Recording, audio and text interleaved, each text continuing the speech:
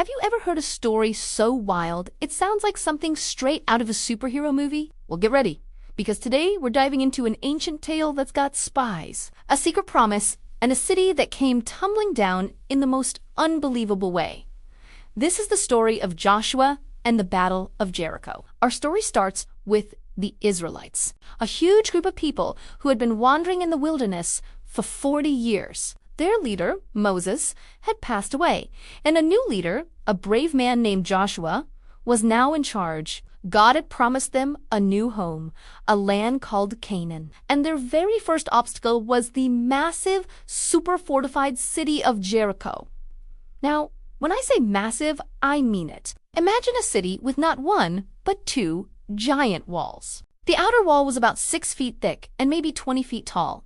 That's like the height of a 2-story building. And behind that was an even bigger inner wall, about 12 feet thick and 30 feet tall. These walls were so strong, people felt totally safe inside. Jericho was like the ultimate fortress of its time. Today, the ancient ruins of Jericho are near a modern city in the West Bank, and archaeologists have studied this site for years, trying to understand how these incredible walls could have fallen. So, how were Joshua and his people supposed to get past these giant walls?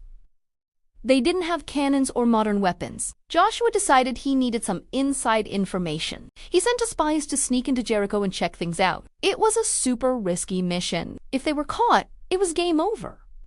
Once inside the city, the spies needed a place to hide. They found help from a very unexpected person, a woman named Rehab. Her house was actually built into the city wall itself, which was a perfect hiding spot. Now, Rehab wasn't a soldier or a queen. The Bible tells us she had a complicated past, but what she did next showed incredible courage and faith. The king of Jericho heard that spies were in the city and sent his guards straight to Rahab's house. But Rehab was quick. She hid the 2 men on her roof under stalks of flax and then told the guards, "Oh, they were here, but they left just before the city gates closed for the night.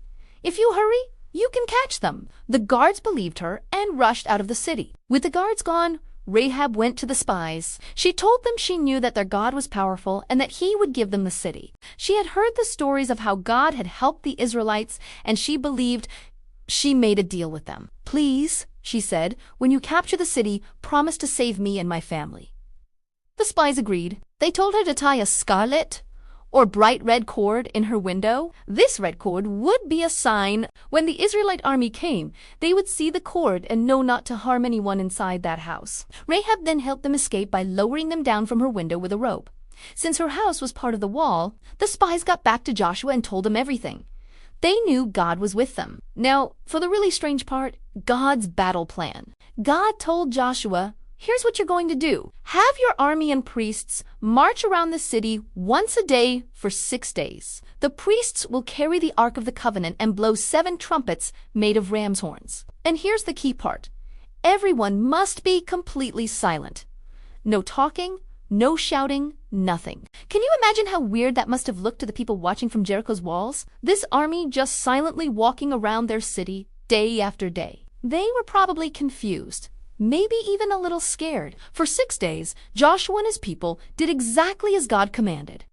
Then came the 7th day. God's instructions were different. He said, "On the 7th day, you will march around the city 7 times. After the 7th time, the priests will give 1 long blast on their trumpets, and at that signal, everyone is to shout as loud as they can." So they marched 1 time, 2 times, all the way to 7 times around the city. The tension must have been incredible. Then the priests blew that final long blast on the trumpets. Joshua gave the command, "Shout, for the Lord has given you the city." The entire army let out a massive earth-shaking roar. And then the impossible happened. The Bible says the walls of Jericho fell down flat. They just collapsed. The mighty fortress was wide open. The Israelite army charged straight in, and amidst all the chaos, they saw it. The scarlet cord hanging from a window. They kept their promise to Rahab, and she and her entire family were saved. The story of Jericho teaches us about faith and obedience, even when things don't make sense. And Rahab, the woman who took a huge risk, became a hero. She is even mentioned in the New Testament as an ancestor of Jesus, showing that God can use anyone, no matter their past, to do amazing things. Thanks for joining me on this incredible journey back in time. If you enjoyed the story, be sure to like, subscribe, and hit that notification bell so you don't miss our next adventure. See you next time!